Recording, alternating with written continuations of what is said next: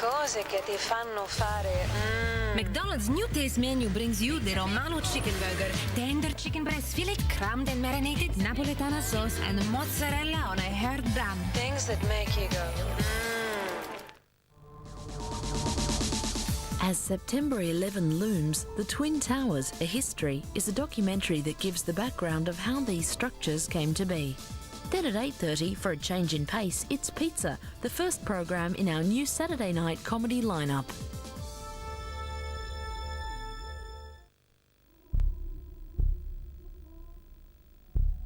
Your world is an amazing place.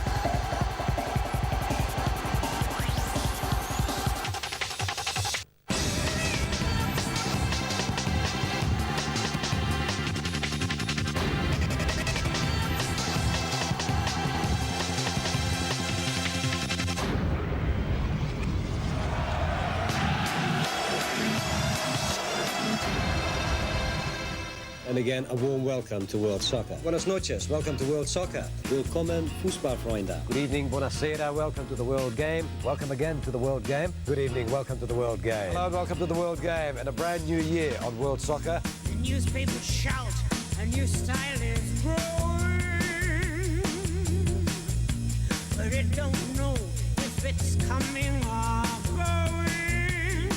There is fashion, there is fact.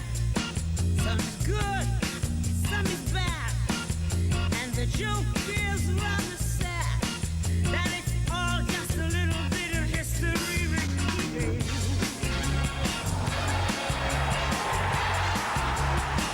And I've seen it before,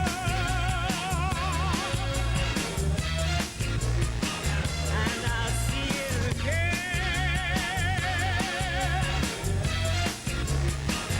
Yes, I've seen it before. Just little bits of history repeating.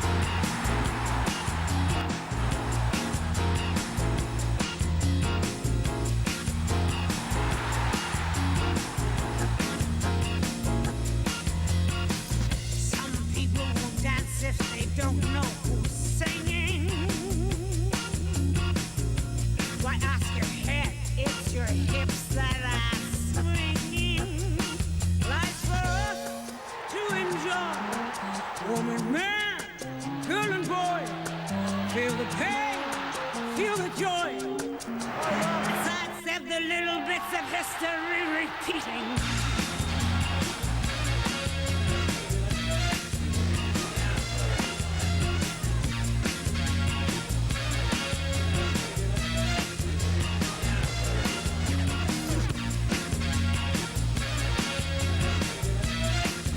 Just little bits of history repeating. And I've seen it before. He takes on Taparel and he's missed it. And I'll see it again. Yes, I've seen it before. Just little bits of history repeating.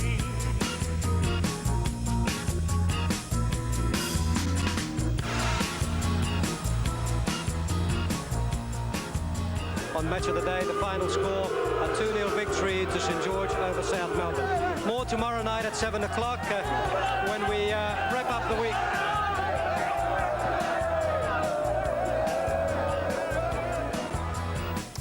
Yes, some great mementos of the beautiful game, the essence of this program and what it has been promoting for the past 22 years. Hello again and welcome to the World Game for the last time on this program. As part of SBS's new expanded programming strategy for football, World Soccer will cease to exist with tonight's show. Over the next hour, we'll try to keep our eyes dry as we dedicate the program to the lasting milestones World Soccer has delivered for what we believe has been the enrichment of Australian sporting culture. But first, before we begin the nostalgia, let's stay with the present and catch up with what is making news this week with Mieke Buchan. Mieke, nice to see you. Now, what's happened to poor old Brett Emerton? Despite all the rumours and speculation, he's staying in Holland, it appears. It looks like it, Les. Emerton's Dutch club Feyenoord has rejected Newcastle United's offer of £8.6 million because the English club wanted to pay the transfer fee in instalments. Feyenoord claims, however, it would not allow the transfer because Newcastle would not provide a bank guarantee. In other news, Brazilian Heriberto, who plays in the Serie A with Chievo, has admitted he has played under a false identity and age for the past 6 years. Heriberto told daily newspaper Corriere dello Sport that he used false documentation to claim he was 4 years younger because he was desperate to become a professional footballer and so agreed to the plan. Heriberto took up the false name in 1996 before joining Brazilian club Palmeiras, when at the time he was 20 instead of 16, as was indicated on his documentation. The Italian Federation is looking into the situation. His real name, incidentally, is Luciano Sicchi on SBS. Kaiserslautern has sacked its coach and former German international Andreas Bremer, opening 3 matches. Former Hertha Berlin coach Jürgen Rober is tipped to take over from Bremer. Still in Germany, and former international Stefan Effenberg has slammed Bayern Munich boss and German great Franz Beckenbauer for making unflattering remarks about his physical condition. Beckenbauer criticised Effenberg's performance for Wolfsburg last weekend, claiming that he was so puffed out, his rosy cheeks made him look like a picture of an angel blowing a horn. Effenberg came back saying that the Kaiser is always blabbing away in the media and that he should know that he'll run into some resistance from him. Inter Milan president Massimo Moratti has told the media this week that Ronaldo is definitely staying with the club and talks with Real Madrid have closed. Moratti said the situation is simple. Ronnie is and will be part of Inter. Moratti added that Ronaldo is an intelligent lad but needs to get his feet back on the ground again. Inter opens its Serie A campaign away to newly promoted Empoli. Brazilian star Savio has signed a season-long loan deal which takes him from Real Madrid to Bordeaux. The French club has the option of buying the 28-year-old at the end of the season. Pressure mounts on the new French coach Jacques Santini as the French national side prepare for its Euro 2004 qualifying campaign away to Cyprus this week. Santini wants to make a fresh start after the disastrous performance at the World Cup and wants to begin with a big win against Cyprus despite missing several key players. Les Bleus were not convincing in their first game under Santini against Tunisia, which ended 1-1 last week.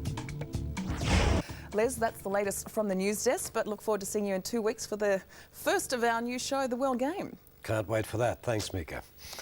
Well, World Soccer has been Australia's longest-running sports program on national television and a glorious voyage of discovery for football fans and would-be football fans. When it began in late 1980, there had been no other locally produced program dealing with international football. So the discoveries came thick and fast for the then-starved soccer fans of Australia. In this next segment, we recall some of the game's true legends whom you would not have been able to see and regularly enjoy was it not for this program.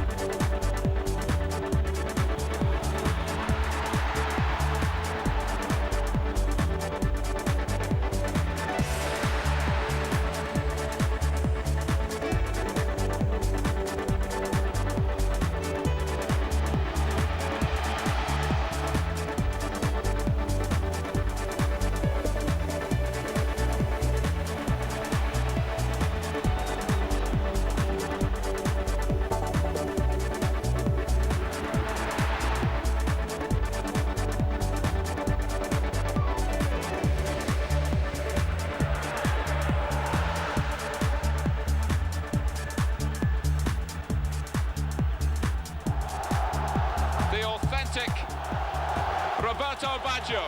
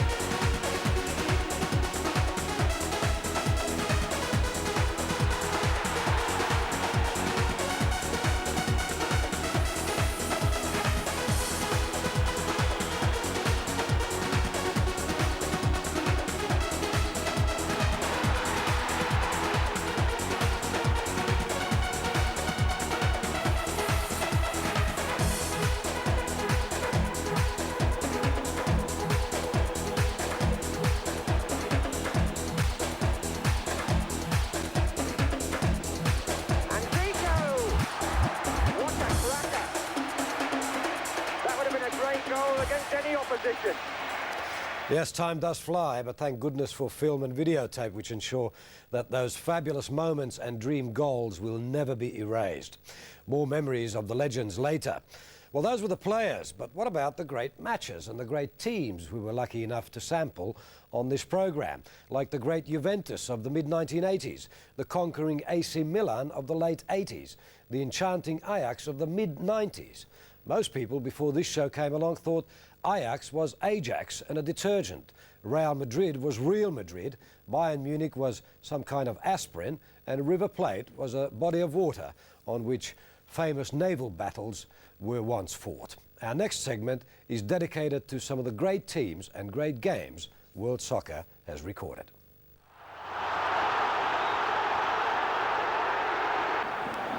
Trying his hand with a cracker against Neri Pompido. With one of those accurate kicks of his, sets Amuchastegui away. And the referee says that's a free kick for River Plate. Amuchastegui, the man fouled.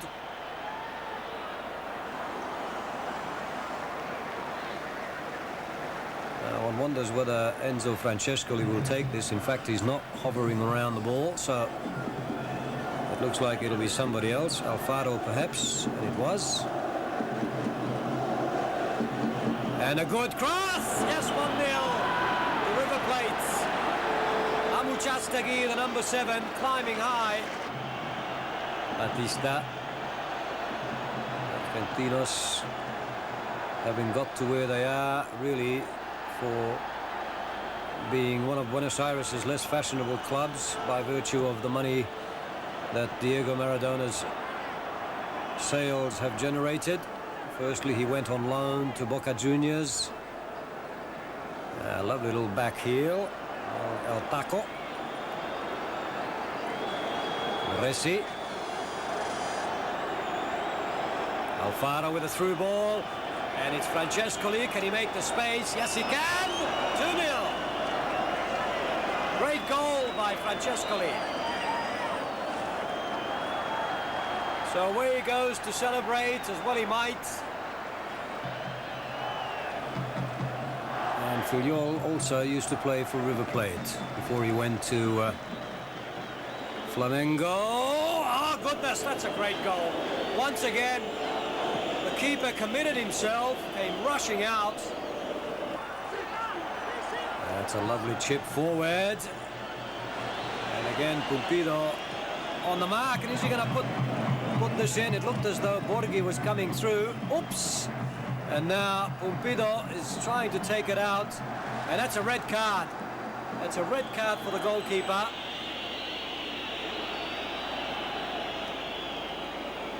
the number 8, it looked as though it was Videla who came running in, trying to steal the ball from the goalkeeper. The goalkeeper reacted in a rather silly fashion, to be quite honest, and he got the red card for it. Batista. Borghi can't find his way through. Yes, it is Castro going flying, and a penalty given. So we have that poor man, Goicoechea, not to be confused with the man who plays for Bilbao in Spain, much more notorious. And he's beaten, and it's 3-1. Videla, the scorer. Ironically, the man who got into that scuffle with Pumpido, Goicoechea's predecessor. Resi, and Francescoli tries a solo run. Batista brings it away. Now Castro. Borghi. The through ball is what's needed here, but who to? And they went on a solo run. Lovely cross. Brilliant goal. Absolutely brilliant. And the credit must go to Claudio Borghi for some lovely footwork, and this really is worth several more looks. Nutmegging one opponent, and then the deft little chip, and the diving header away to make it 3-2. Now River on the break again. Here's Francescoli doing most of the engineering as usual. Outnumbered that time. Enrique with a long cross. Good header. Hits the bar. And was it in? No, it wasn't. It's given. It's given. The referee's given it. It's a goal. 4-2 to River Plate. What a fantastic incident. Who gathered the ball in. This is how it happened. Good looking cross. Beautiful header. Hit the bar. Moresi made the header back again, and the ball, says the linesman, had been in. And now here's a break by River Plate. Abuchastegui is on his own, and he's onside. And can he score? No, he can't. Batista. Goodness me. Abuchastegui giving away the free kick. Here's Borghi again. What an elegant player he is, and what a beautiful cross! And it's there! 4-3! And that's a good ball by Abuchastegui. And he's free, and he puts it in. No, he doesn't! River Plate down to 9 men. Argentinos down to 10. The only things that may have marred this game. What a lovely back heel. And here's a chance again. And surely that's away. Yes, it is. Castro.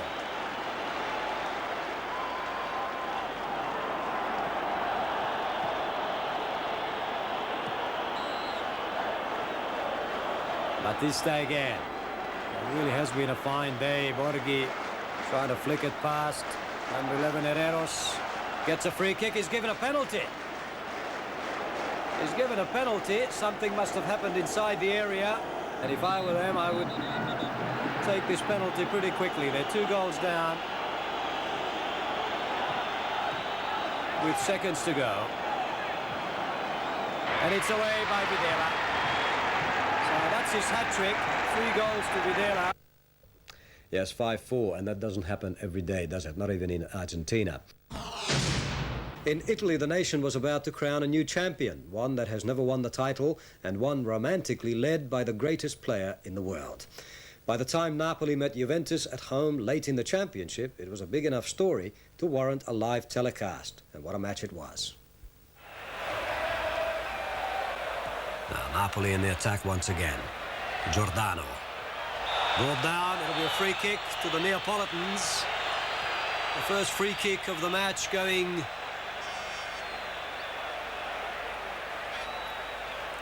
at a distance to the goal, which might just invite a goal-scoring opportunity. And the arm was up for what may have been a signal for an indirect free kick, although it could have been the referee indicating that the wall should go back the required 10 paces. Tacconi impatient with his three-man wall. And Maradona over the ball with Renica. And two men before the wall. Renica hits it and it goes in.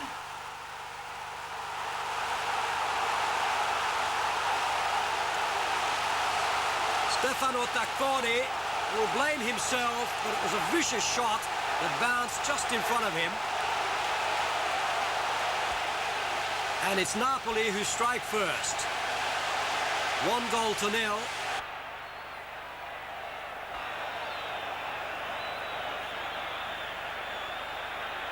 Scirea. Still Juventus. They're doing most of the attacking at the moment. Sifted through to Platini. A good ball it was too. And it's a great goal! A great equaliser by Serena. And the work was done by Michel Platini. And by Mauro, who sifted the ball through to him in the gap. A masterful goal, a great equaliser by Juventus. And Rino Marchesi is now much more pleased.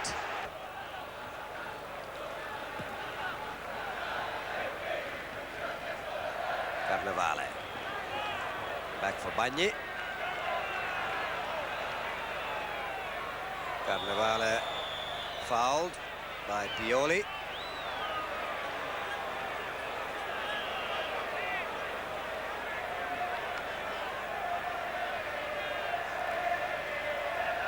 Try to work out who's the man who went off for Napoli at this stage. It looks like it may have been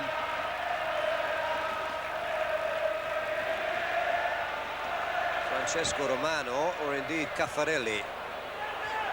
Carnevale down.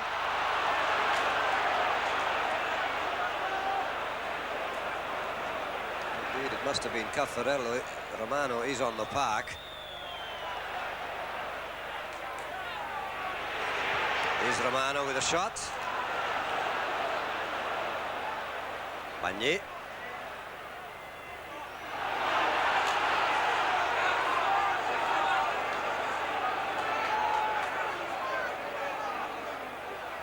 Bagni. He's onside. Maradona now. Turned in, and that's going to be a goal. Yes, it is! Put in by Francesco Romano. 2-1 to Napoli. And there's elation everywhere. Yes, with that win, Napoli jumping clear and wrapping up the title chase a couple of weeks later. In Italy, it was a thrilling 87-88 with AC Milan emerging as not only the best team, but one playing sparkling, elegant football. And they made their point best, appropriately, near the end of the season, playing away to their nearest rivals, the then champions, Napoli. Barella wants the wall just a touch to the left. The four-man wall up. Here's the kick. Verdes! 1-0 to Milan.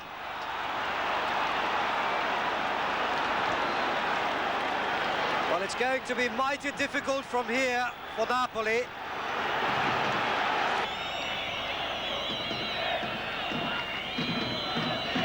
Nicely down.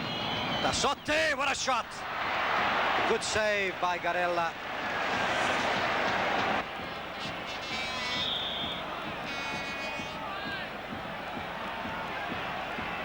Hush around the stadium. Maradona!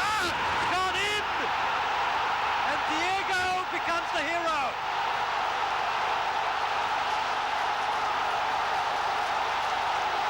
Poor Giovanni Galli. He did manage to get a hand to it, but it snuck in anyway.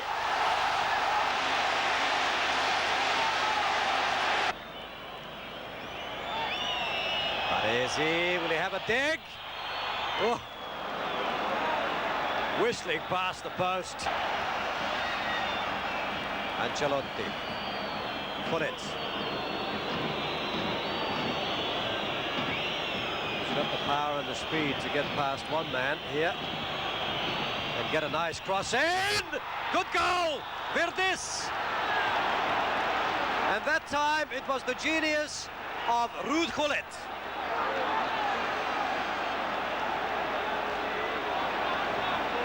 So Virdis' second goal of the game. What a good cross from Ruud Gullit. Can't help feeling also that the yen for individuality belongs to Napoli. And it might just be something they will pay for, but away goes Giordano. Lofted in nicely, two men there.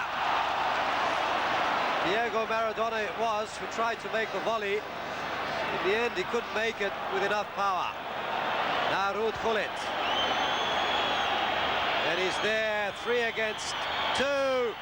Beautiful goal by Van Basten. And Ruud Gullit embraces his Dutch compatriot. And the news back in Milan will be delightful indeed. Beautifully engineered by Ruud Gullit, executed by Marco Van Basten.